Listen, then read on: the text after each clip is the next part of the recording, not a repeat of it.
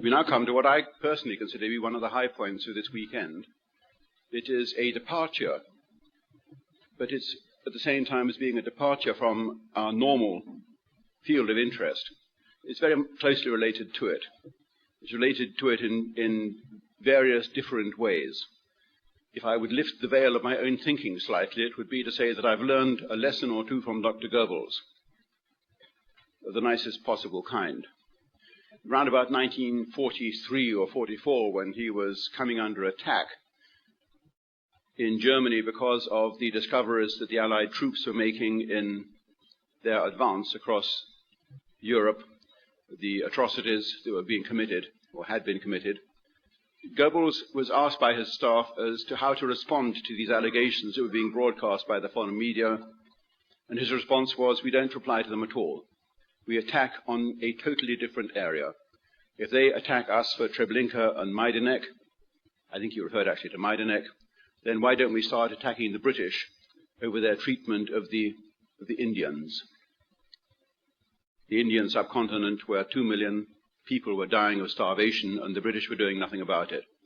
Once we attack them in that area, then that will force them to shift their entire strategy because they will have to go over to the defense. I personally have found the story of the slave trade in the United States to be of great personal interest. It strikes me when I deal with the notable figures of the 1930s even, people like Bernard Baruch, how closely involved they were with the plantation business on which the slave trade thrived.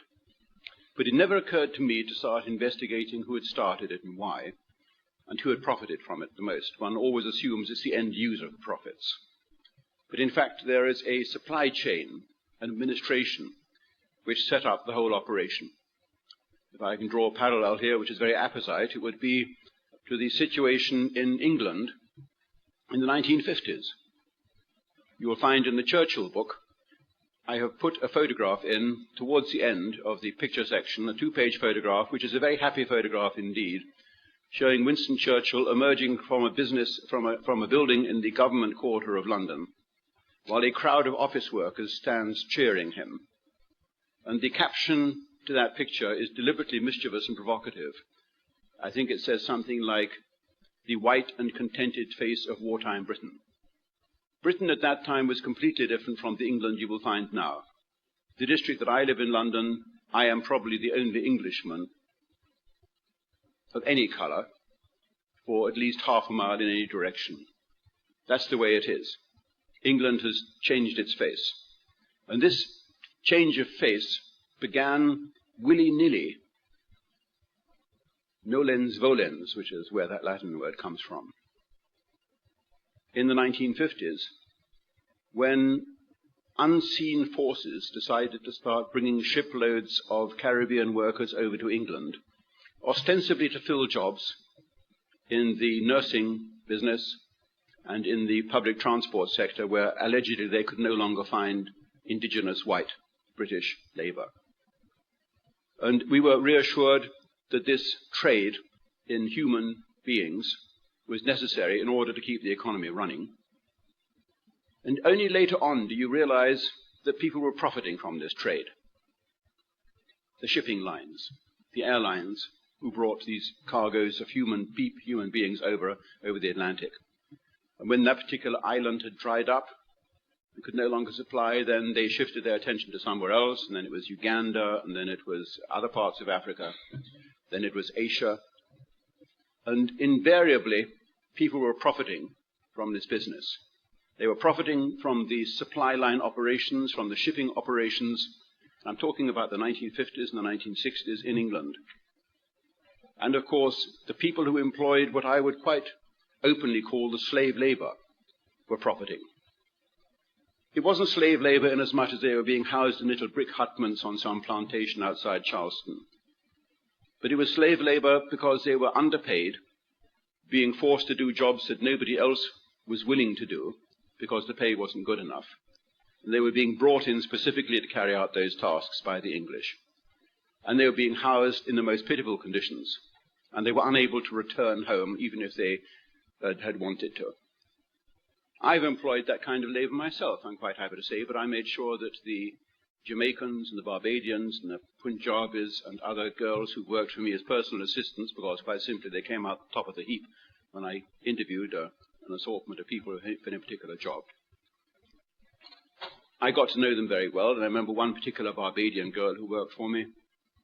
She wasn't Barbadian. By that time she was English. She was born of Barbadian parents who had come over on one of those boats, and she had been in the audience at Reading University, which I'd lectured to, and she had asked the brightest question, and at the end of the question period, I'd gone up to her in the interval, and I'd said, if you don't have a vacation job, you can come and work for me and do some research in the archives. And I got to know her and her family very well. She lived in a very poor, rundown area of the East End of London, and her father was a poor black carpenter, and her mother was just a housewife. And they are very proud people. The blacks in England are prouder than the whites at present. They have a great sense of racial integrity. But this had not rubbed off on Winona, who worked for me. And after a couple of years, we were very good friends. In fact, she contacted me during the trial quite recently, and we exchanged old yarns. She's still happily married. She contacted me, this was back in the 1980s, and she said, David, I'm getting married. This was when she had got her degree. And I said, oh, that's nice, Winona, I'm glad to hear that. And she said, well, aren't you going to ask? I said, all right, what color is he? He is white. And I said, well, and she said, he's white, but he's very nice. Right? And I say, well, I'm sure he is. If he's managed to win you, then he must have certain qualities. And what do your parents think? No, what do his parents think? Oh, they have come to terms with it. They know that times have moved on. They appreciate that England is different now. Then I said, Winona, what do your parents think of it? Her father, the black carpenter, her mother, the simple housewife, both black, both born in Barbados, and dragged over by the English economic system into the maelstrom of English society. And she said, my mother is crying all day, and my father says he's going to throw me out of the house. What a difference.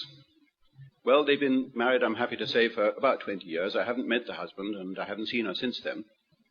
But I look back on that little vignette as being an example of how the slave trade can upset society. We heard a little bit about it, and about Lincoln's view on it from Joe Sobran last night, which I must say was an enlightenment for me too, and I'm sure for many of you here. Now, today we're going to hear from Professor Tony Martin of Wellesley College in Boston about the origins of the slave trade in this country. Now, I'm sure he's not going to tell you this, but I'm going to say this. He has come under bitter attack more than once for the views that he holds. And you'll understand why when he starts to develop those views, probably. The Boston Globe, which is the major newspaper in that city, published a horrible attack on him about 2 months ago, written by a Jewish author. I presume he's Jewish, judging by the name. I beg your pardon? Yeah, a Jewish author. And I put it on my website so people can read it, but I simultaneously put on and linked to it the reply from a minister of the Nation of Islam, which is not a religion with which I have anything in common myself, I hasten to add, but the reply I published because it was so well-founded, and it justified the professor in every degree and grade and at every level, in particular pointing out that the sources that Professor Martin has used in developing his history of the slave trade in this country are not extremist, they're not radical sources. They are mainline historians, mostly, if not entirely, Jewish historians who've taken a particular interest in this aspect, and so they can be relied on to have written the truth. Professor Tony Martin, I'm going to ask you now to tell the audience the history of the slave trade.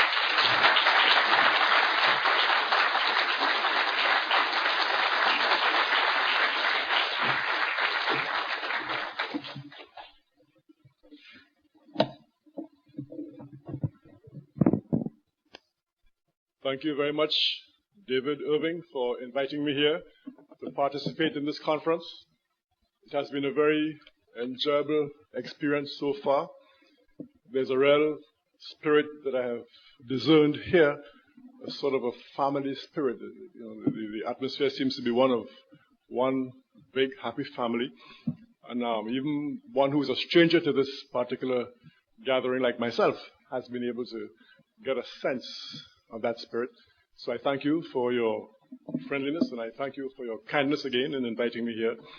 I would say in the beginning that I endorse the notion of real history, which is the notion, as far as I gather, that sort of pervades this conference. History, as I think everyone here will recognize, is perhaps the most contentious of all subjects. But the fact that history is a contentious subject to varying interpretations, is no reason, I believe, to justify the effort which has become somewhat widespread in recent years to attempt to criminalize dissenting historical opinions, to either criminalize those opinions literally, or sometimes to subject those who hold differing opinions to widespread vilification. So I endorse the notion then of real history. History is controversial, it is contentious, but differences of opinion, I think, in the historical profession ought to be debated, ought to be fought out in the broad arena of ideas, and hopefully in time the correct ideas will prevail, hopefully, and incorrect ideas will die. The topic which I hope to deal with today is the controversies, recent controversies surrounding the question of the African slave trade. That is, the slave trade in African people across the Atlantic Ocean. So that's the controversies which have arisen surrounding that question of the transatlantic slave trade. Slavery, as we know, has been historically an almost universal institution. I suspect that there must be very, very few societies that have not, at one time or another, experienced slavery. Karl Marx argued that slavery was one of the basic stages that Western European society went through after what he called primitive communism and preceding feudalism and so on.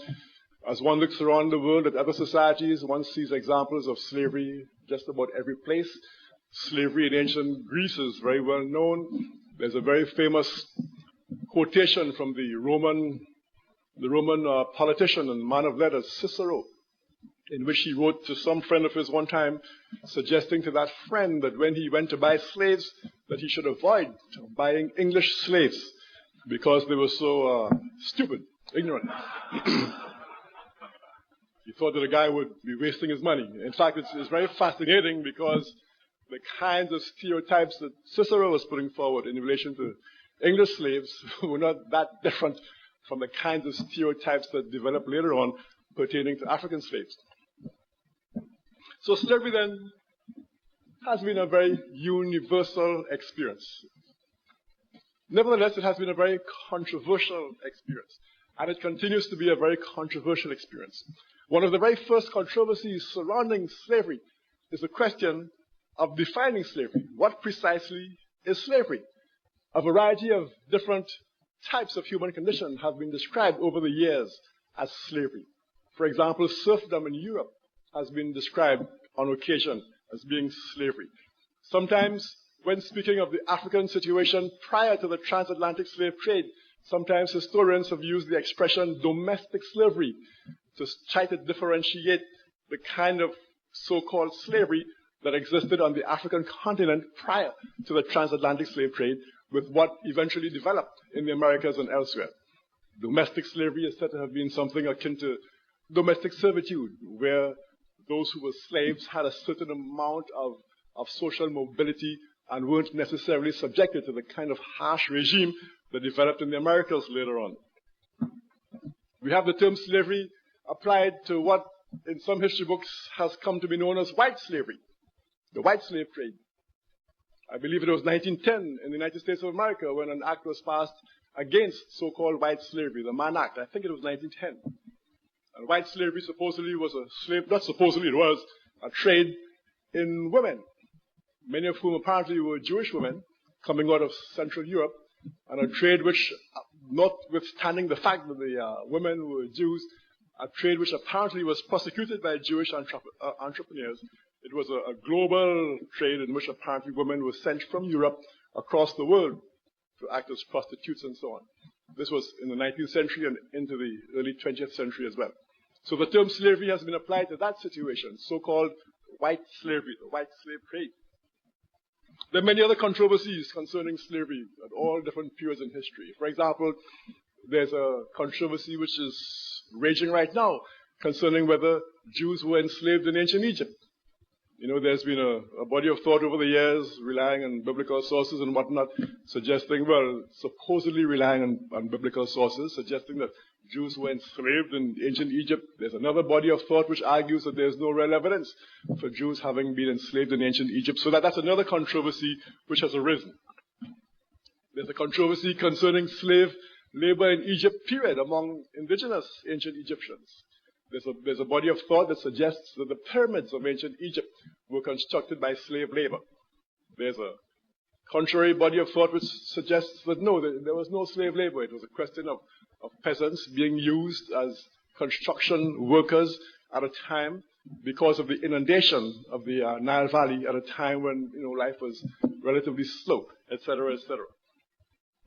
One of the biggest controversies concerning slavery arose in the context of the transatlantic slave trade on the question of the relationship between capitalism and slavery. In fact, that precise phrase was the title of one of the outstanding books on the slave trade, Capitalism and Slavery, a book written by Eric Williams, a man who subsequently became Prime Minister of Trinidad and Tobago. And Eric Williams argued that the rise of capitalism in Europe and the Industrial Revolution, more precisely in England in the late 1700s, was a direct consequence, he argued, of the super profits, the unprecedented accumulation of capital that took place as a result of the transatlantic slave trade. Williams attempted to document this thesis in very, very minute detail. Nevertheless, this has remained an area of great controversy, perhaps one of the greatest areas of controversy around slavery and the slave trade. Was the slave trade the reason for the great accumulation of capital that made the Industrial Revolution possible in England and subsequently in the rest of Europe? Yet another of the great controversies that has arisen and that continues to rage around the question of slavery is the question of statistics pertaining to the African slave trade across the Atlantic. How many Africans perished in that slave trade? Estimates run anything from 8 or 9 million to 600 million. Black historians have tended to be on the larger side of those estimates, and other historians have often tended to be towards the more conservative estimates. I don't think anybody will ever know precisely how many people died. Suffice it to say that many died in Africa itself before they ever made it to a slave ship. Sometimes slaves were obtained as much as 1,000 miles inland from the shore. And it was a very arduous journey from wherever slaves were obtained, very often to the shore. Once they got to the shore areas, there sometimes was a period of waiting in harsh conditions, while they awaited the arrival of a slave ship and so on. A conventional figure that we often see is that mortality across the Atlantic, that is during what they call the Middle Passage, the trip from West Africa to the Americas. It is said in many books that the mortality during that Middle Passage was something like 33%. This in itself, I'm sure, is a figure that's subject to some controversy. But it is suggested very often that maybe 1 in 3 of each of those Africans who was embarked on a slave ship on the West African coast was dead before they even arrived in the Americas. C.L.R. James, the man who has written a definitive history of the Haitian Revolution, C.L.R. James says in his famous book, The Black Jacobins, that the life expectancy for an African slave arriving in Haiti was 6 years. So those African slaves who survived that 1,000 miles or maybe less journey from the interior of Africa to the coast, and who then survived that trip from West Africa to the Americas, Those were the most hardy of the Africans, the ones who were able to survive that arduous experience. Once they got to Haiti, Sierra James suggests, they were dead, most of them within 6 years. The life expectancy was 6 years. He says that it was, from a purely economic perspective, it was better for the planters to work slaves literally to death in Haiti, literally to death, than import new ones, rather than, keep them alive, treat them well, and then have to deal with diminishing returns of experiment on as they became older, as they became a charge on the plantation, as they were unable to work, etc. It is perhaps because of some of these controversies that the term chattel slavery has been advanced by some historians in relation to the kind of slavery that developed in the Americas. Because the term slavery has come to cover so many types of situations, some historians have used the term chattel slavery to describe slavery as it existed in our part of the world here in the Americas. Chattel, from the English word meaning cattle, chattel, I think cattle, indicating that human beings in this kind of slavery were treated like animals, like cattle, in a way that perhaps was not necessarily always present in slavery in other places. Perhaps that kind of debasement of the human spirit perhaps was not as prevalent perhaps in serfdom in Europe, or maybe in domestic slavery in Africa, etc. So the term chattel slavery then is one reflection of an effort to come to grips with at least one aspect of these many controversies concerning the slave trade. Another controversy pertains to the question of what kind of institution slavery was in the Americas. Was it a benign institution? Were the slaves happy? Did they cry when their master died?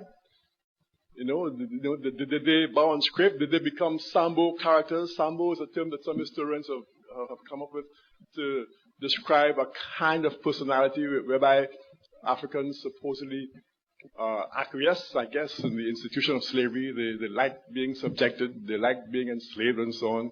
They became childlike, etc. So were they Sambos? Did they like slavery? Were they mostly rebellious? Was slavery a harsh institution? Was it a mild institution? All of these are areas around which controversy has raged. There's a historian back in the 1940s, a man called Tannenbaum, who put forward yet another controversial thesis. He argued that slavery was milder in the Portuguese and Spanish territories in the Americas than it was in the Protestant territories. He argued that the Portuguese in places like Brazil and the Spaniards and other places were prone to miscegenation, and as far as he was concerned, miscegenation was some kind of an indicator of mildness. My own argument is that nothing could be further from the truth. Miscegenation simply meant that slave owners had access, sexual access to their slave women and took advantage of that situation. But miscegenation outside of marriage is not, ipso facto and per se evidence of anything except access to women who were defenseless. But nevertheless, you had a historian, Tannenbaum, arguing that there was a great deal of miscegenation, he said, in Latin America. I'm not even sure if he was correct in suggesting that there was more miscegenation in Brazil, say, than in the southern United States. And his very premise, I'm not sure if it was correct. I doubt very much whether there could have been more miscegenation in Brazil or Cuba or someplace like that than there was in New Orleans or Charleston, South Carolina. Maybe here in Hebron, Kentucky, who knows? I don't know much about Kentucky. Nevertheless, I mention this again just to give you a sort of a sense of how controversial a thing this question of slavery has been and will continue to be. Which brings me to the role of Jews in the African slave trade.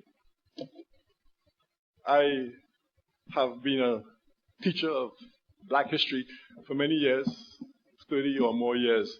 And of course, as a teacher of black history, one obviously has to be acquainted with the question of slavery and the slave trade. I never really considered myself a great specialist in the slave trade per se, even though I was acquainted with it in a general way. But of course, circumstances conspired to cause me to look closely at this aspect of black history, especially the question of Jews in the African slave trade.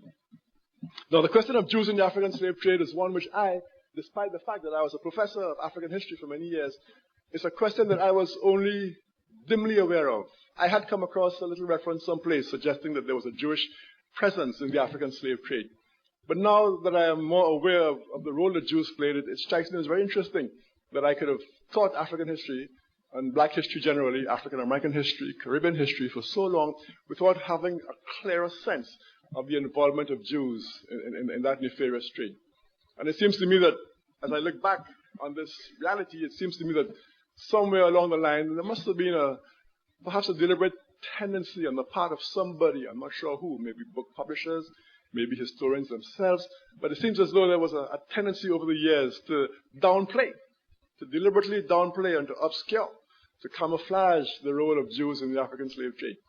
Now I realize that many of the people who I now know to have been Jews, who played an important role in the slave trade, were described in history books as just white or Portuguese or Spaniards or whatever. There was a tendency, and there still is a tendency, whenever Jews were involved, if it was something concerning which Jews were proud, then that person would be identified as a Jew. If it was something that concerning which Jews maybe felt that, that it might cause a bad reflection on their kind, there was a tendency to sort of hide behind other people. So that Jewish racism would become white racism, or Jewish involvement in the slave trade would become Portuguese involvement, and so on. I had a very graphic demonstration of this shortly after my controversy arose, when that Sunday morning program, The Week with David Brinkley, I think it's an ABC TV program, I believe. Well, one of the more prestigious Sunday morning talk programs. David Brinkley, I suppose, is considered a very authoritative figure.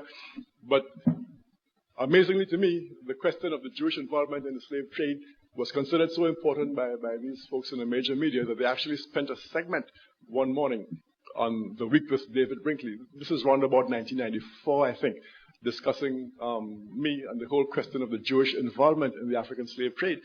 And David Brinkley, and in my book, The Jewish Onslaught, I refer to this incident, and I refer to David Brinkley as speaking with the authority of the blissfully ignorant. And David Brinkley, with great authority, announced that Jews had nothing to do with the slave trade. He said, the Portuguese, yes, but not the Jews. He said Professor Martin at Wellesley College is insane, and Cokie Roberts said, they should boycott his classes, he should be fired, and all kinds of things for saying that Jews were involved in the slave trade. But come to find out that many of these Portuguese, that are, in fact, perhaps the majority of these Portuguese, slave ship owners and so on, that David Brinkley was talking about were in fact Jews. Some were what they called Moranos, Jews who pretended to convert to Christianity, then declared their Jewishness at the first opportunity, and so on. But here was just one of many examples where the Jewish presence in this trade tended to be camouflaged, under other kinds of categorizations. So then I was just very only dimly aware then of this whole question of the Jewish involvement in the slave trade, until sometime around 1992 or thereabouts, I received a little postcard in the mail. It was a bulk mailing advertising a book published by the Nation of Islam's Historical Research Department. The book was entitled The Secret Relationship Between Blacks and Jews. And I ordered the book and I read it. I was very impressed by it.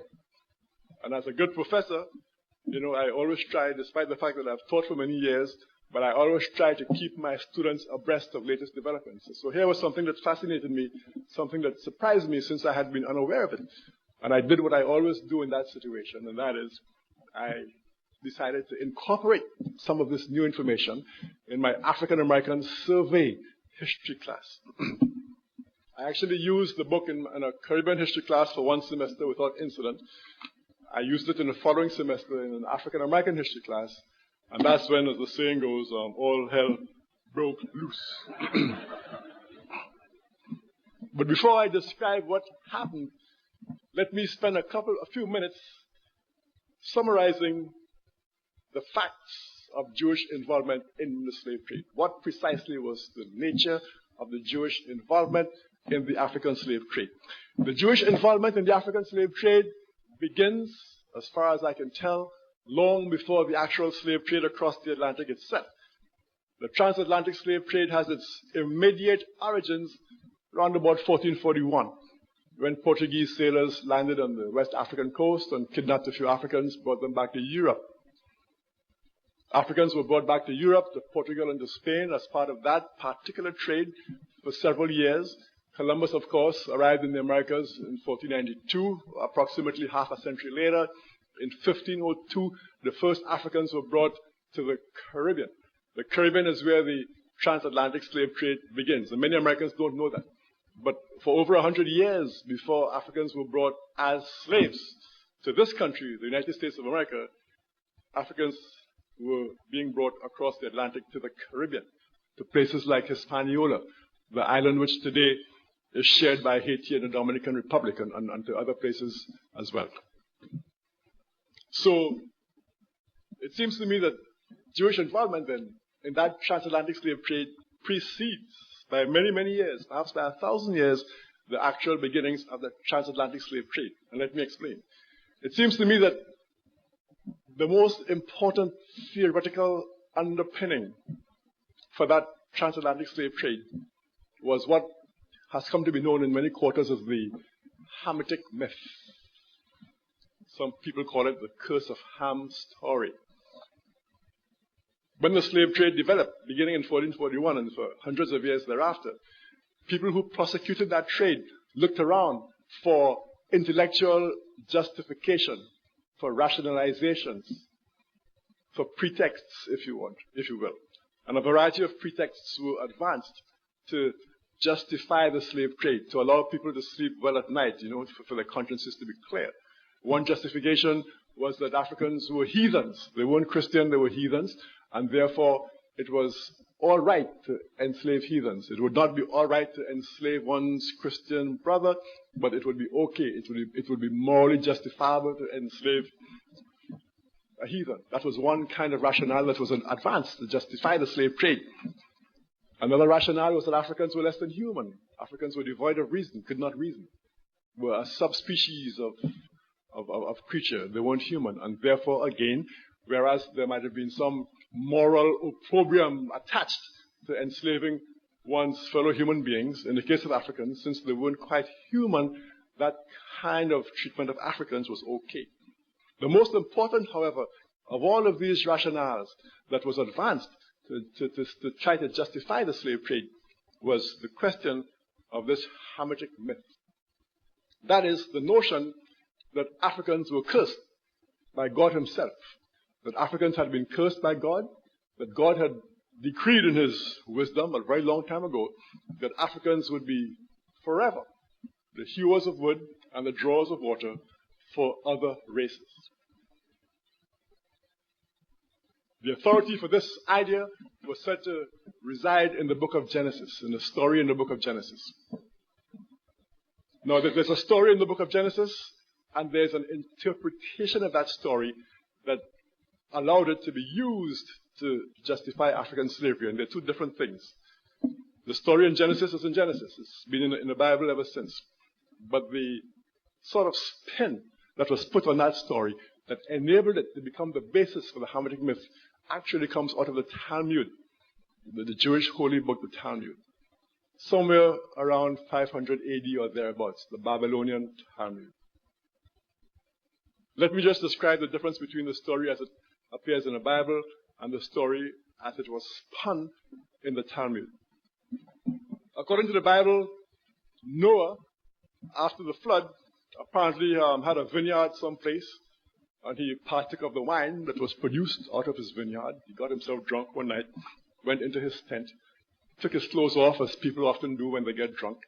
And according to the biblical story, he had three sons, Ham, Shem, and Japheth. Ham apparently entered the area where his father was lying in his drunken, naked stupor, and Ham, in an act of disrespect, gazed upon his father's nakedness, and apparently went back outside and informed his two other brothers of his father's condition.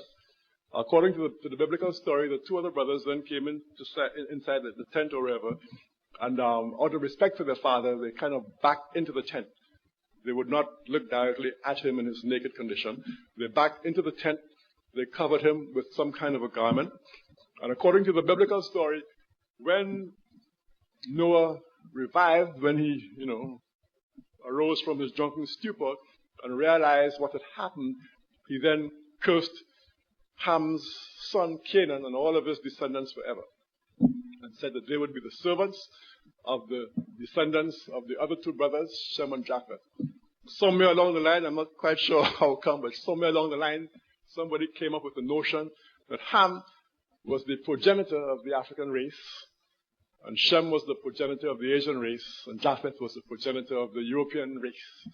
So Noah had three sons of three different races, and he cursed his African son and their descendants, and said that those descendants would be the slaves, the servants of the Asian branch of the family, and also the European branch of the family forever. And that's as far as the biblical story goes. The Talmud, which of course, my understanding of the Talmud, I'm no expert in the Talmud, but my understanding is that the Talmud consists of interpretations, what they call glosses, on various biblical stories. And these glosses or interpretations or spins are supposed to give people who subscribe to the Judaic religion a sort of an authoritative guide as to how to interpret the biblical stories and whatnot. So what the Talmud did then, the Talmud came along, the Babylonian Talmud, around about 500 or so AD, and proceeded to spin this biblical story, and for reasons that are unknown to me. But Ham, again, was said to be the progenitor of the African race. Now, interestingly enough, I've read someplace that early Christians also accepted this notion of Ham being some sort of progenitor of the African race.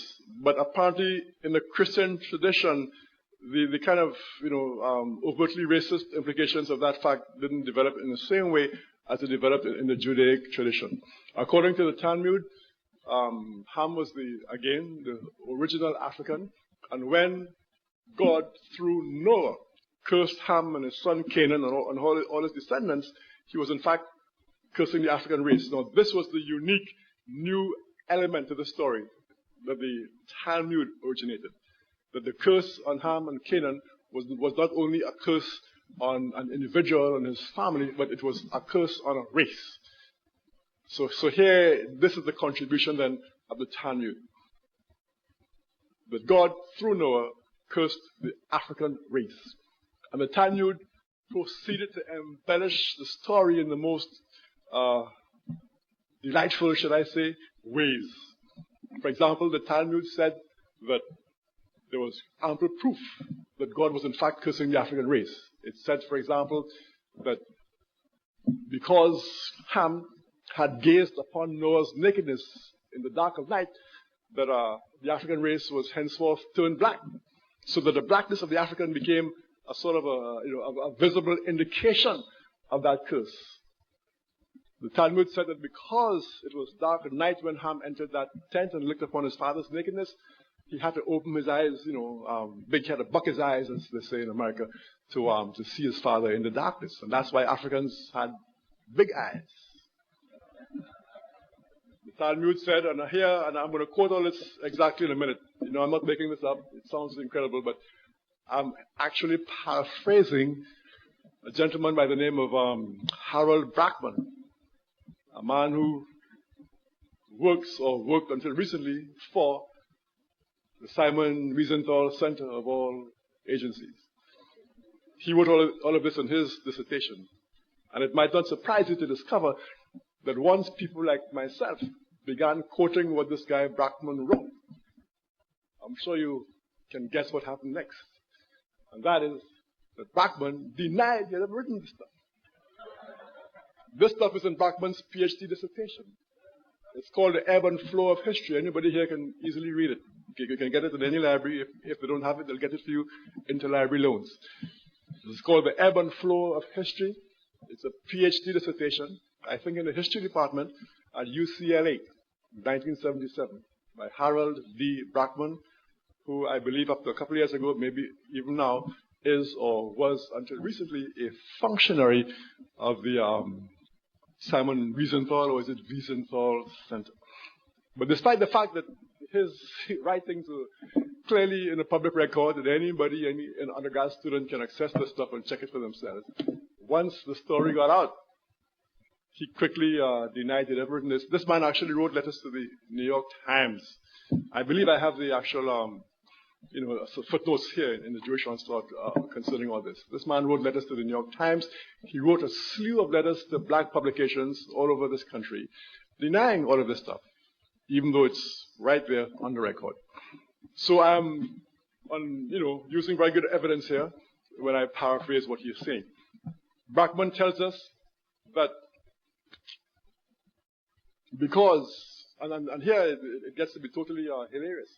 Now, these Jewish rabbis, the sages, they call them, wise men who put together this Talmud, they actually invented. I mean, they sort of elaborated on the biblical story. It's like a jazz musician who improvises. Well, they improvised on the story. They did a whole elaborate improvisation in the story. And somehow, Lord knows how come, but they came up with the notion that Ham, when he went into that tent and looked upon his naked father Noah, that Ham buggered his father. He had anal intercourse with his father. And because he had anal intercourse with his father, that's the reason, and here I'm citing Blackman, that's the reason why part of the curse was to give black men large sexual organs. So all of this was part of the curse. The black skin, the big eyes, even the kinky hair too, big sexual organs, all of this. So, as amazing as this may seem, this transpired 1,000 years before the beginnings of the transatlantic slave trade. And when the slave trade came into being, this notion of the Hamitic curse was revived, and it became, both for Jews and for Christians, it became the most pervasive of all the attempts to rationalize that slave trade. Let me quote the exact words of Harold Brackman, lest you suspect that I'm making this up. I'm quoting here from Harold Brackman, the dissertation I mentioned a minute ago, The Ebb and Flow of History. Quote, "There is no denying," this is on page 34 in case anybody who has the book feels like reading along with me. I know several of you have the book on it. This is on page 34 in the middle of the page. Second new paragraph. "There is no denying that the Babylonian Talmud was the first source." And listen to how unequivocal he is here. It was the first, the very first. In other words, this is Brackman from the Simon Wiesenthal Center acknowledging that the Talmud was the place that invented this story of the Hamitic curse. There is no denying that the Babylonian Talmud was the first source to read a Negrophobic content into the episode. Here he is referring to the episode of Ham looking upon his father's nakedness. He goes on to suggest that these early sages, some of them, impose this homosexual sort of spin onto the story. Quote, he says, Rab is one of these sages. He says, Rab maintained that Ham had unmanned Noah. So Ham, according to this sage, had actually castrated his father. While Samuel is some other sage, Samuel claimed that he had buggered him as well. Both unmanned him and buggered him. Now, how this arose out of the biblical story, I'll never understand. Let me continue to quote from Brackman here in his dissertation. Quote, he is discussing here various slightly diverging, variants of this myth. He goes on to say, quote, "The more important version of the myth," that's the Hamitic myth, however, "ingeniously ties in the origins of blackness and of other real and imagined Negroid traits with Noah's curse itself." According to it, that's according to this most popular version of the Hamitic myth. According to it, Ham is told by his outraged father that because you have abused me in the darkness of the night, your children shall be born black and ugly. This is in the Talmud. Because you have twisted your head to cause me embarrassment, they shall have kinky hair and red eyes. So if you ever wondered about the origin of the kinky hair and the red eyes of black folk, here you have it. Because your lips jested at my exposure, theirs shall swell. That's why black folks have thick lips. And because you neglected my nakedness, they, that is your children, the children of Ham and Canaan, they shall go naked with their shamefully elongated male members exposed for all to see. So there you have the origin of a whole variety of stereotypes pertaining to African folk. So the Hamitic myth then is where you really have to begin, in terms of a discussion of the Jewish role in the slave trade. They provided the rationale par excellence for the prosecution of that slave trade. Some years after the Babylonian Talmud, sometime in the Middle Ages, a man who I believe they consider to be perhaps one of the greatest philosophers ever, a man by the name of Maimonides, actually also contributed to that notion of Africans being subhuman when in his famous book, Guide to the Perplexed, when he, Maimonides, suggested, again, that African people were less than human, that they were somewhere between monkeys and human beings. This is Maimonides, a man who is one of the most revered of all of these Jewish sages. So by the time then that the slave trade came along, then, there was this tradition which had been floating around Europe, and it was seized upon then by the slave traders, Jews and Gentiles alike, as a basic rationale. There were other areas, in which the Jewish presence was very manifest. For example, although I don't know a whole lot about this aspect of it, but my understanding is that Jews were in fact very prominent as slave traders, in the centuries prior to the beginning of the Atlantic slave trade. My understanding is that Jews, for many years sold Muslim slaves to Christians and sold Christian slaves to Muslims, and they were sort of accepted as the slave middlemen by both sides. And this is, a long time before the Atlantic slave trade came about. The earliest multinational corporation involved in the Atlantic slave trade was something called the Dutch West India Company. And again, it often surprises people to discover that even in this early period,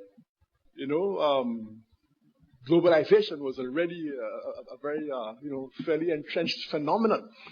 The slave trade was a great example of globalization. Here you had the Dutch West India Company, out of Holland, of course, which went to West Africa. They had their own private army. They established forts on the West African coast. They had their own fleet of ships and so on. They had their own administrators. Sometimes they would govern areas. They had their own governors, administrators, and whatnot. They were almost like it was almost like colonization, via private enterprise. It was like privatized colonization, and all of this, of course, transpired with the sanction of European governments.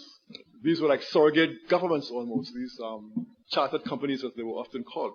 So the Dutch West India Company in the 1600s then was the pioneer in this kind of multinational, globalized prosecution of the slave trade.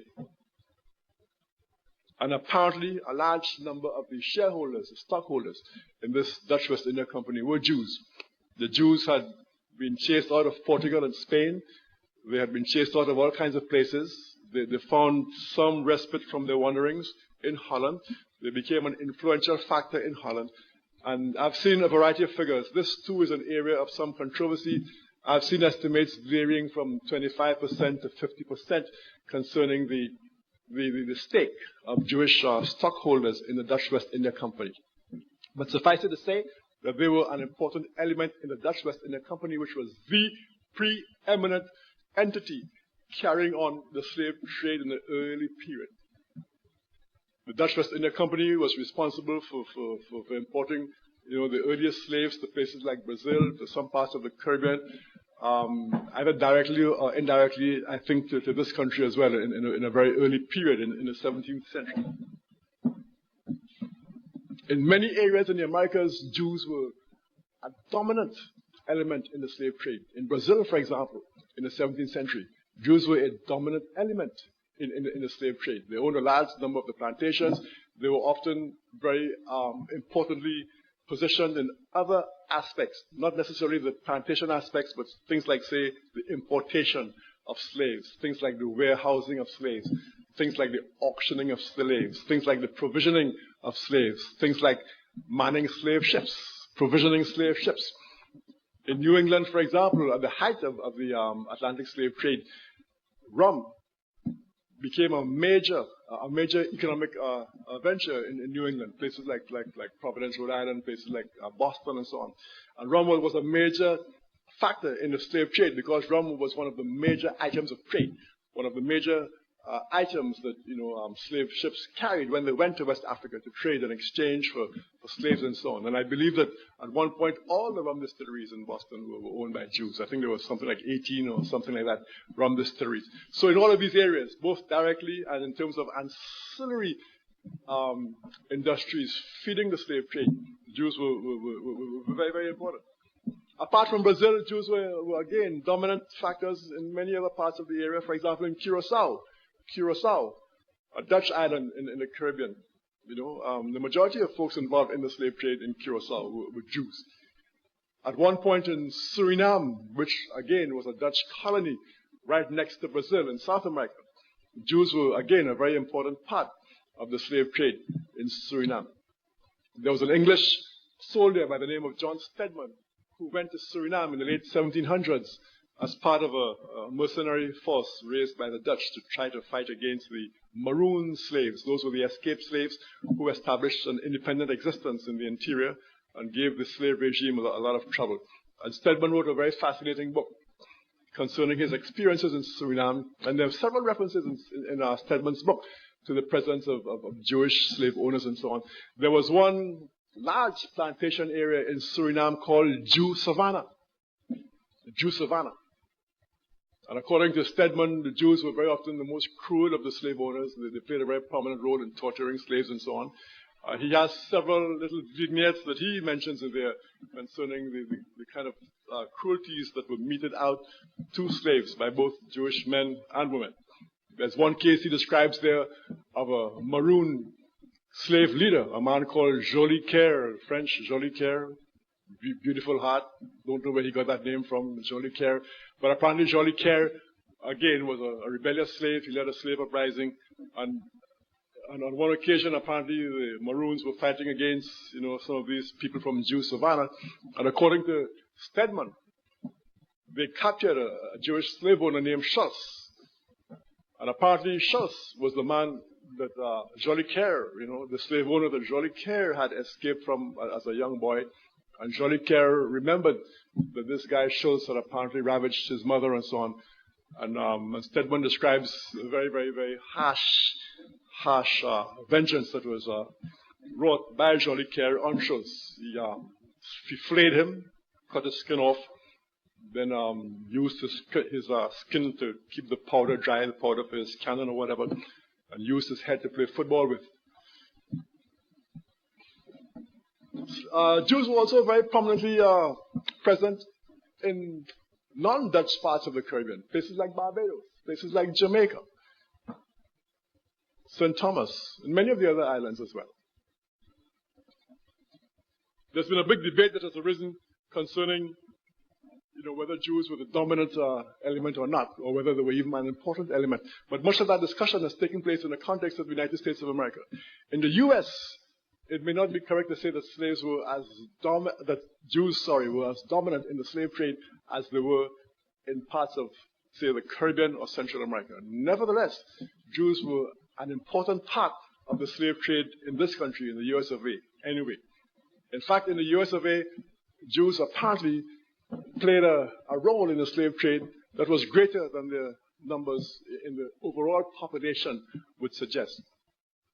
Just as in 1992, a study done based on the Forbes magazine list of the richest people in America for 1992, a study based on that list discovered that something like 33% of the billionaires in the US of A were Jews, based on the Forbes list of 1992, at a time when Jews claimed to be 2.5% of the United States population.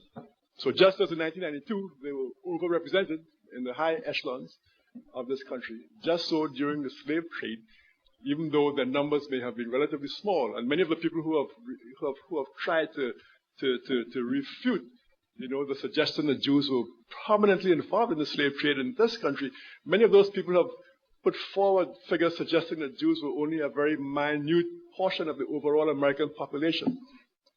Yes, they were a very small percentage of the American population, but that has nothing to do with their role in the slave trade, the importance of their role. The role was much greater than their numbers in the overall population would suggest. As a matter of fact, a Jewish historian has done a study of the 1830 census in the South and has come up with the conclusion that something like 75% of Jewish households in the South in this country in 1830 owned slaves, whereas the percentage for white households generally was only something like 36%. So the Jews were approximately twice as likely as non-Jews, as the white population, to own slaves in this country, in the South, in 1830. So again, we're talking here about, proportions rather than absolute figures. Some of the most important slave ship owners in colonial America were Jews. Perhaps the best known of these is a man called Aaron Lopez. I noticed that many of these persons had Spanish or Portuguese-sounding last names, and that's because they were Sephardic Jews. When this whole question arose, around my involvement in all this, many Jews were heard to say that there were no Jews in America prior to the 1880s. In fact, Nathan Glaser, a very famous academic out of Harvard University who should know better, he actually wrote that there's no way that Jews could be responsible for the slave trade in America, since there were no Jews here, he said, before 1880. Of course, there were European Jews here in the 19th century before 1880, German Jews and so on. But there were Sephardic Jews here from the very beginning. From the 17th century, there were Sephardic Jews coming in here to New York and later to other places. So hence the Spanish-sounding names like Nunez, names like Lopez, names like Castro, interestingly enough, names like Ferreira, Herrera, Gomez. All of these names, interestingly enough, suggested Jewish origin in colonial times. As somebody was saying to me yesterday, you could usually get a hint of their Jewishness from their first names. It was you, okay. The last name might be Gomez or Nunez or Castro, but the first name might be Jacob or David or something like that. Aaron. So Aaron Lopez was out of Newport, Rhode Island. He was one of the largest slave ship owners in colonial America. This man had a fleet of ships for many years. He sent his ships to West Africa. They traveled from West Africa to the Caribbean, to Barbados, to Jamaica, St. Thomas, places like that. He had members of his family situated in the Caribbean. He had a whole network going on. And he brought slaves back here as well. Many of his slaves helped to build some famous synagogue in Newport, Rhode Island in colonial times. Despite the fact that, by the way, Jews were also involved in other aspects of the trade. My time is running out, so I'm going to be quick here. For example, they were involved again in provisioning slaves here in this country, as they were in other areas as well. Providing the kind of coarse cloth that slaves wore, things like that. They had a hand in providing the kinds of restraints and handcuffs and chains and padlocks and those kinds of things that were used to sort of enforce servitude of the Africans as well. Interestingly enough, despite the prominence of Jews in this African slave trade in this country, in the US of A, their prominence in the African slave trade was not matched by a similar prominence in the abolitionist movement. In fact, some of the Christian abolitionists noted this apparent contradiction. In fact, let me quote you here a very interesting statement put out by Christian abolitionists. This is 1853. It's from the American and Foreign Anti-Slavery Society report, 1853. Quote, "The Jews of the United States have never taken any steps, whatever, with regard to the slavery question. As citizens, they deem it their policy to have everyone choose whichever side he may deem best to promote his own interests and the welfare of his country," etc., etc., etc. This statement concludes as follows, quote, "The objects of so much mean prejudice and unrighteous oppression as the Jews have been for ages, surely they, it would seem, more than any other denomination, ought to be the enemies of caste and friends of universal freedom." Such, however, was not the case. There were very few and far between as far as the abolitionist movement was concerned. So this then is the reality of Jewish involvement in the slave trade. And that's the reality that I faced then in 1993 when I stumbled into this controversy simply by exposing my students to the fact that Jews, like everybody else, had been involved. And of course, I did not deny the involvement of anybody else. I did not even deny the involvement of African collaborators. And for years I had taught Christian involvement. And up to now, I'm still somewhat surprised that everybody else, seems willing to acknowledge their involvement in the trade. But for some reason, this is the only group that not only refuses to acknowledge their involvement, but becomes, very, very, very, very upset when that involvement is mentioned. I won't have time to go into my particular situation. It's all here in the Jewish Onslaught.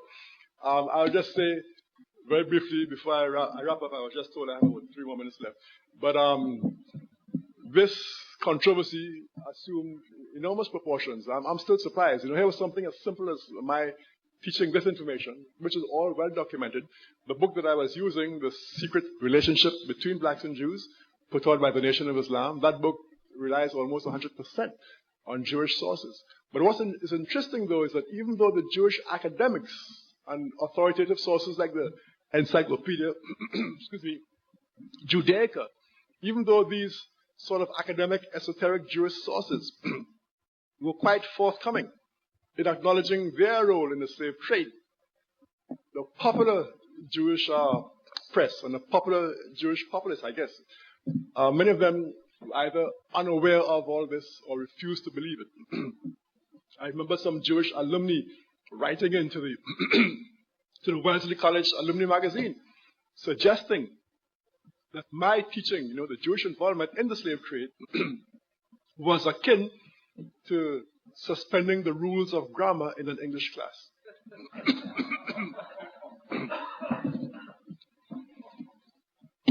The end result of all this is that the role of Jews in the slave trade, something which was unknown to many folks prior to 1993, something which was largely unknown to me, because of the hullabaloo created by the Jewish media and so on, I think that has, in a sense, had an effect that they perhaps did not anticipate. And that is that something which was in fact a secret relationship is no longer secret. The whole world is now aware of the fact, thanks to the hullabaloo created by the Jewish media, of the Jewish involvement in the slave trade. And even though there has been an incredible effort since 1993 on the part of the Jewish media to sort of counterattack. For example, the Amistad movie was part of that counterattack. The Amistad movie very subtly suggested that Africans were the ones responsible for their own enslavement. The Amistad movie, put out by Steven Spielberg, actually had an African slave. Imagine this. Steven Spielberg actually had an African slave in the Amistad movie, saying, I did not see the movie, by the way, I refused to see it, but I was told that Spielberg actually had an African slave in this movie saying that he was so sorry for the great suffering that, the Jews had gone through, and whatnot. That nobody in the world, this was an African slave, a man who was on death row, in jail, fighting for his life as an African slave. And Spielberg has this man saying that he had just read the Bible, and these folks have suffered so much, etc., etc. Nobody in the world had suffered as much as they had. The whole question of late of an alleged slave trade in the Sudan. Now, there may indeed be a Muslim slave trade in the Sudan. There may, I know, it doesn't bother me one way or the other. But the whole attempt to elevate this into a new great anti-slavery crusade, that too is one of the means by which the Jewish establishment has tried to kind of cover up, their own involvement in the slave trade. I don't know how many books on the slave trade have been published by Jews in the last 6-7 years. I have lost count, but it could easily be a dozen. That they keep just churning out these books. But the more noise they make, the more people become aware of the fact that that there is a Jewish involvement in the slave trade. So I think that to a large extent, I think they have kind of shot themselves in the foot this time around. They have let the genie out of the bottle. I don't know how they'll ever get that genie back in the bottle. I don't think they'll find a way. So let me again end right here by thanking you for giving me this opportunity. And thank you, David Irving. Professor Martin, are we going to ask you questions? Right. Thank you very much indeed.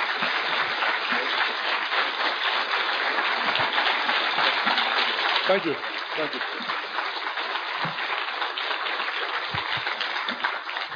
Before we break for the lunch break at 12:30, I'm sure some of you have some questions to ask Professor Martin. I certainly want to ask a general question about proportionality.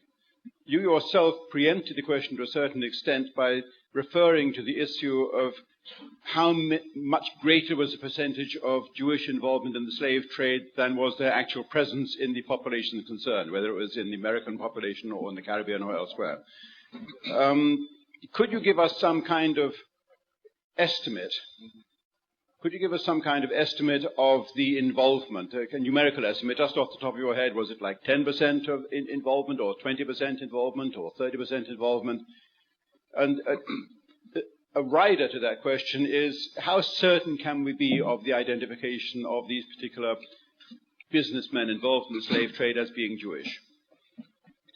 Just because somebody's name was Aaron, for example, would that qualify him as being Jewish, or is there a clearer definition?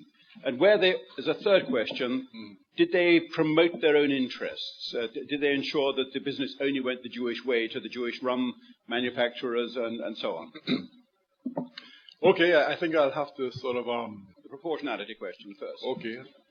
As far as the proportionality question goes, I think I'll maybe preempt your response to a similar question yesterday when you were asked about numbers as far as the Jewish Holocaust goes. And again, it's very, very difficult. I haven't done the kind of detailed research into numbers that would allow me to really speak with any kind of authority. Would you say it was a significant proportion? It was significant. Certainly, as I mentioned, in some areas, I think it was, a major element. I can say safely that in Curacao, in Suriname, in Brazil, in those three places, I think the Jewish involvement would have approached maybe 50%, of the people involved in the slave trade. I think in Curacao, it might even have been beyond 50%. Up to this day, the Jewish population in Curacao is still a fairly large element numerically. I think I'm right to say that in St. Lucia, there's a graveyard exclusively devoted to the Jewish people who were involved in the slave trade. Yeah. In Montego Bay, in Jamaica as well. Yeah. There's a big synagogue in Barbados, which I think they refurbished recently, et cetera, et cetera, et cetera.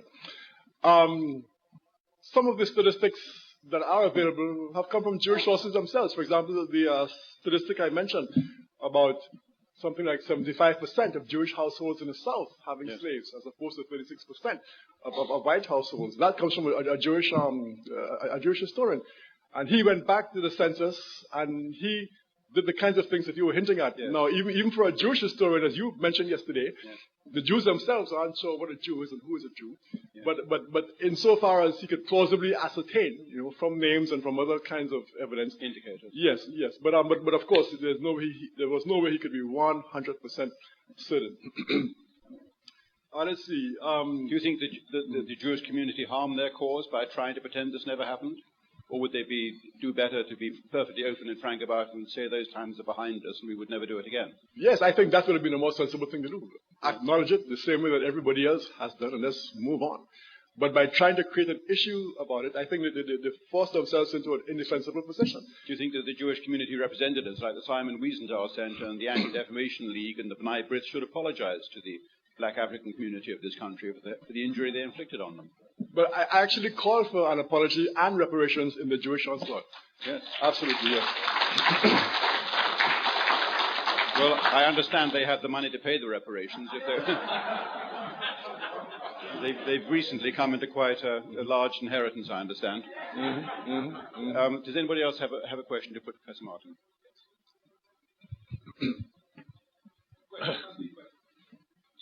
Do you think David Brinkley could have kept his job and answered otherwise?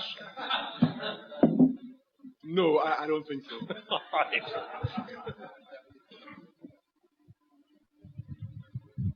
Do you have an idea of the percentage of slaves that were imported to America versus Brazil, South America, Caribbean, etc.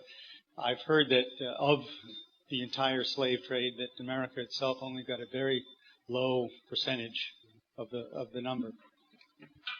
I'm not sure if North America got a low percentage, but I think it's generally acknowledged that Brazil was the place that absorbed the majority of the Africans. And I believe up to today, I think Brazil actually has the largest African population of any place in the Americas. In fact, some people argue that Brazil has the second largest African population of any country in the world after Nigeria. Of course, there's a great complexity around racial, designations in Brazil. Yeah. Professor Martin, Yeah? do you think that this problem of slavery also reflects upon the failure of moral nerve of the Christian society in which the Jews then operated? I'm not sure what In other words, the fact that they got away with all this, it also reflects on the Christian society. And therefore, we can't only blame the Jews. In other words, nothing was done about it.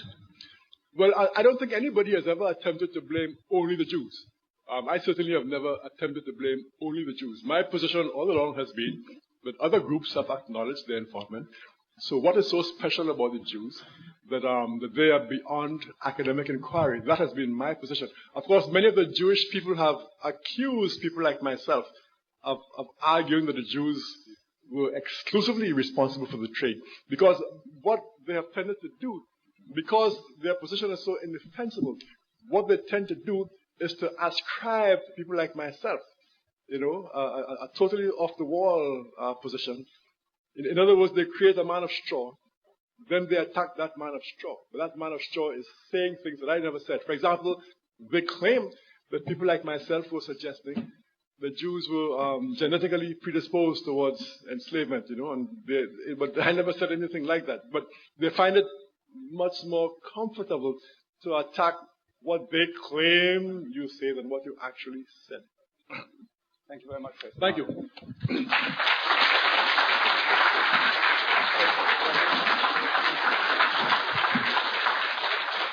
We are running to a tight schedule today, ladies and gentlemen, because this afternoon begins to tighten up. We must be out and on the buses around about 3:50. So we're going to come back here at 1:30. But before we depart for lunch now, do let me say a few words of great gratitude and appreciation to Professor Martin for that magnificent and very lucid presentation to us. It must be wonderful to be a member of his class among the students listening to him speak. He is not a conformist. He has earned his title of professor, in my view. He has a magnificent delivery. He has command of the facts, and he is fearless in the way he presents those facts to his students and to us. Thank you very much for coming.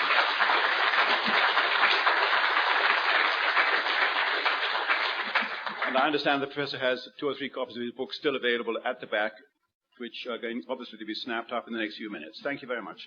1:30 p.m.